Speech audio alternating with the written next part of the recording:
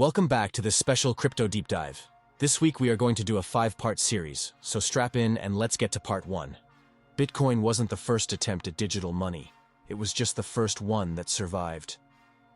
That distinction matters more than most people realize, because when something survives long enough, people assume it was inevitable. They assume it appeared fully formed. They assume there was nothing before it worth remembering. But history doesn't work like that. Every breakthrough is built on a trail of failures, abandoned ideas, and systems that came close, sometimes uncomfortably close, before collapsing under their own weight. And the story of digital money didn't start in 2009. It started decades earlier in a world that wasn't ready to hear it. To understand why Bitcoin exists at all, you have to understand the man who tried to build it first, and why he failed. In the late 1980s, the internet was not what it is today. It wasn't commercial. It wasn't social. It wasn't something people lived on. It was academic, technical, fragmented. But there were people who could already see where it was heading. They understood that if information could move freely across networks, then eventually value would have to move the same way. One of those people was David Chaum. Chaum was a cryptographer, but more importantly, he was obsessed with privacy. Not in the vague, abstract way people talk about it now, but in a very specific sense. He believed that money without privacy wasn't really money at all. That cash worked because it didn't ask questions. It didn't record your identity. It didn't build a profile of your life every time you spent it. And as he watched the internet take shape, he saw a future where every transaction could be logged, tracked, analyzed, and stored forever. So he tried to stop it. In 1989, Chaum founded a company called DigiCash. And at the heart of DigiCash was a system called eCash. It wasn't theoretical. It wasn't a proposal. It was functioning digital money, built on cryptographic techniques that allowed users to spend value electronically without revealing who they were. This wasn't PayPal. It wasn't a bank balance displayed on a screen. It was actual digital cash, designed to replicate the anonymity of physical money in an online world. And here's the part most people never hear. By the mid-1990s, DigiCash was not a theoretical experiment. It was a multi-million-dollar digital money system operating with real banks and real users. There was no token price and no market cap in the modern sense. But across its banking pilots, millions of dollars worth of digital cash moved through the system at its peak. People would open an account with a participating bank, download DigiCash's software onto their personal computer, and withdraw digital cash directly onto their hard drive. That digital cash could then be spent online with merchants, and when the merchant redeemed it, the bank could verify the payment without knowing who spent it or where it had been used. It behaved far more like physical cash than anything else online at the time. Private, final, and not built for speculation. DigiCash wasn't designed to be traded or hoarded. It was built to function. And for a brief period, it proved that cryptographic digital money could work in the real world long before Bitcoin existed. Real banks were interested in Europe. In the United States, trials were launched. Users could withdraw digital cash from participating banks and spend it with merchants. For a brief moment, the thing everyone now thinks Bitcoin invented already existed. But almost nobody cared. The problem wasn't the technology. The system worked. The cryptography was sound. The payments were fast. The privacy was real. The problem was timing. The internet of the early 1990s wasn't a place where people felt exposed. E-commerce was clunky. Online shopping wasn't normal. Most people were still nervous about typing a credit card number into a web page.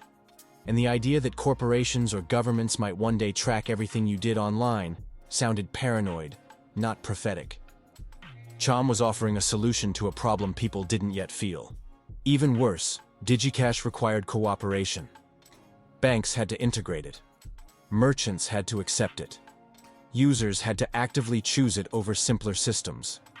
And money, more than anything else, depends on habit.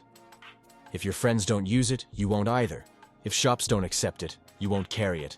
If it's not already everywhere, it never becomes anywhere. The adoption loop never closed. A few banks experimented.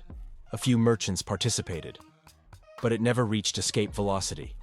And as the internet accelerated, faster, simpler systems emerged that didn't prioritize privacy at all. Credit cards online, Centralized payment processors, systems that worked, even if they recorded everything. People chose convenience. By the late 1990s, DigiCash was struggling. And in 1998, the company went bankrupt. Not with scandal, not with fraud. Quietly, clinically. Like a good idea that arrived too early and ran out of time. Digital cash disappeared, but the idea didn't. Before we get into the next part of this fascinating story, we are going to pause for a quick word from our sponsors. Stay with us. What makes this part of the story so fascinating is that none of these early attempts failed because the idea of digital money was wrong. They failed because the world around them wasn't ready to let go of control. Every version of pre-Bitcoin digital cash carried an invisible leash. There was always a company behind it, a vault holding something physical, a bank acting as gatekeeper, or a legal jurisdiction that could be leaned on when things became inconvenient. And for a while, that was enough. These systems worked just well enough to prove demand, just well enough to attract users, and just well enough to grow large enough to be noticed. But the moment they became visible, the moment they mattered, they also became vulnerable. Pressure didn't need to be sophisticated. It didn't need to be malicious. A court order, a regulatory shift, or a banking partner quietly stepping away was enough to pull the plug.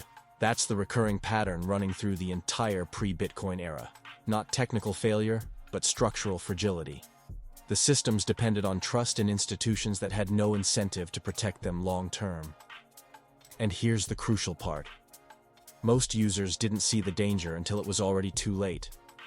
They assumed functionality meant durability. They assumed scale meant permanence. They assumed that because something worked yesterday, it would still work tomorrow.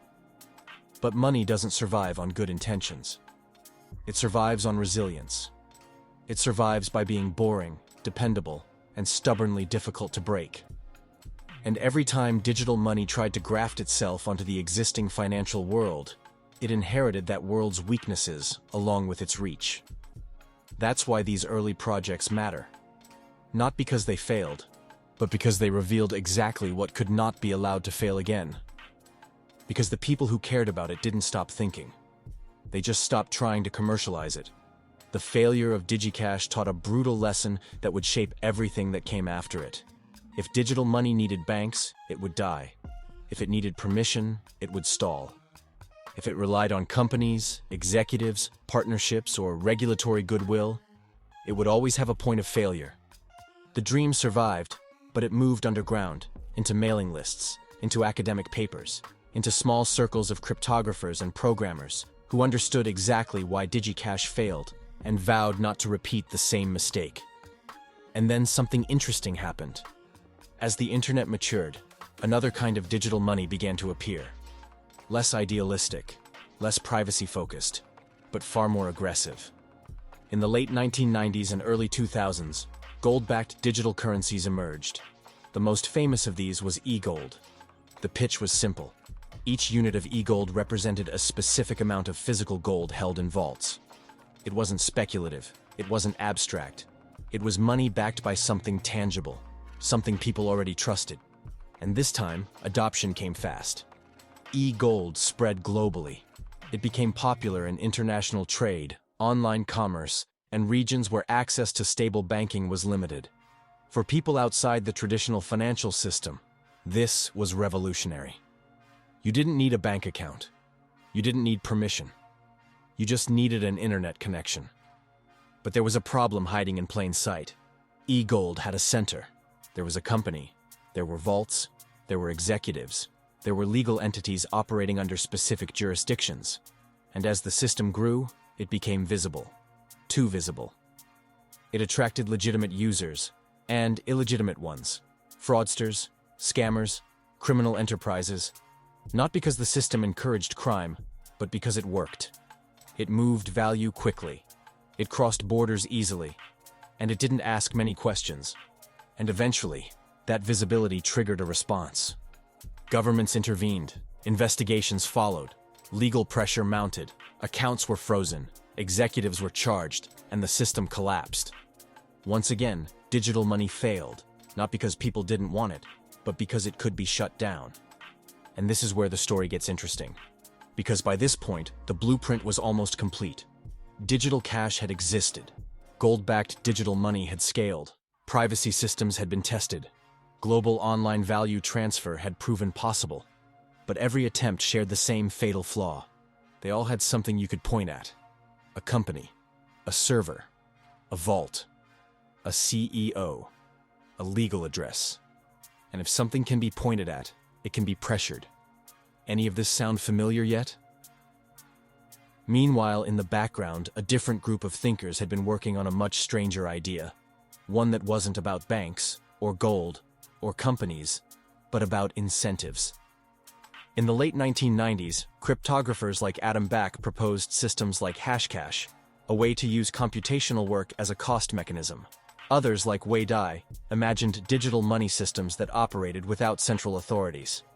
Nick Szabo described something he called bit gold, a system that chained cryptographic proofs together over time.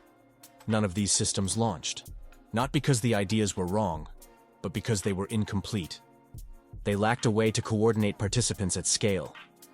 They lacked an incentive model that could sustain the system without trust. They lacked a mechanism that allowed strangers to agree on the state of money without relying on a central referee. In the next episode, we're going to pick up the story where it really starts to get interesting. We'll move away from companies and vaults and banks, and into the ideas that quietly laid the groundwork for everything we now call crypto. Systems like Hashcash, B-Money, and BitGold didn't fail because they were bad ideas.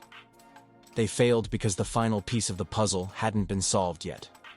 We'll look at why proof of work emerged in the first place, how early cypherpunks were already thinking about decentralization long before Bitcoin existed, and why these projects came incredibly close to changing the financial system, but ultimately stopped just short.